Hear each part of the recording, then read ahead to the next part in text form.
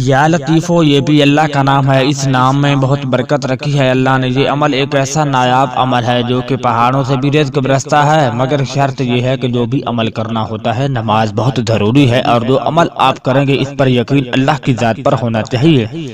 عمل کا طریقہ یہ ہے کہ آپ نے عشاء کی نماز کے بعد 10 مرتبہ درود پاک پڑھنا ہے، پھر 2 رکعت نفل پڑھ کر کسی سے بات چیت نہیں کرنی، اور 1110 بار یا لطیفوں کا ورد کرنا ہے۔ پھر آپ نے نفل پڑھ کر جو دعا مانگیں گے پوری ہوگی، اور یاد رکھیں آپ نے نماز 5 وقت پابندی کے ساتھ پڑھنی ہے، باقی آپ جو اللہ سے مانگیں گے وہ ضرور ملے گا۔ یا واسیو، یہ بھی اللہ کا نام ہے، اس میں بہت برکت ہے۔ یا واسیو، یہ وظیفہ آپ کی زندگی بدل دے گا۔ تھوڑا مشکل ہے، آپ ہمت کریں تو کوئی مشکل نہیں۔ یہ وظیفہ نماز عشاء کے بعد کرنے کا ہے۔ اول آخر درود پاک پڑھیں اور سورۃ اخلاص یعنی قل هو اللہ احد اللہ الصمد مکمل سورت پڑھیں۔ پھر آپ یا واسیوں کو 1000 بار یعنی 10 تسبیحات، اور اس کے بعد آپ سورۃ ملک پڑھ کر سو جائیں، کسی سے بات چیت نہ کریں۔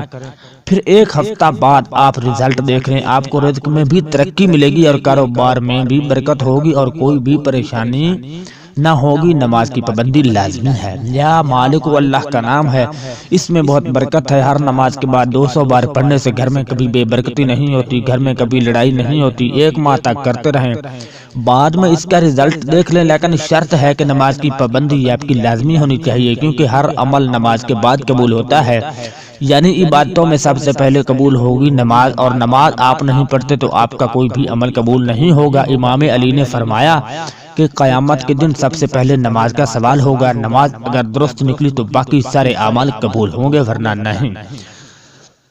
یا غنیو، یہ بھی اللہ کا نام ہے، اس نام میں بھی اللہ نے بڑی طاقت رکھی ہے۔ اللہ بہت مہربان ہے۔ آپ کوئی بھی کام کرتے ہیں، دکان یا کھیتی باڑی کا، کسی بھی قسم کا جاب یا کسی بھی فیکٹری میں ملازمت کرتے ہیں، تو آپ نے فجر کی نماز کے بعد یہ وظیفہ یا غنیو اول آخر درود پاک صلی اللہ علیہ وسلم پڑھ کر 300 بار یا 500 بار لازمی پڑھیں، اور 1 ماہ تک آپ کی نماز کبھی نہ چھوٹے، نماز کی پابندی لازمی ہو، اور یہ وظیفہ آپ کی زندگی بدل کر رکھ دے گا۔ رزق کی کمی آپ کو کبھی پرابلم نہ ہوگا، اور آپ جو بھی کام شروع کرو گے مکمل ہوگا، آپ کو کسی کام میں نقصان نہ ہوگا۔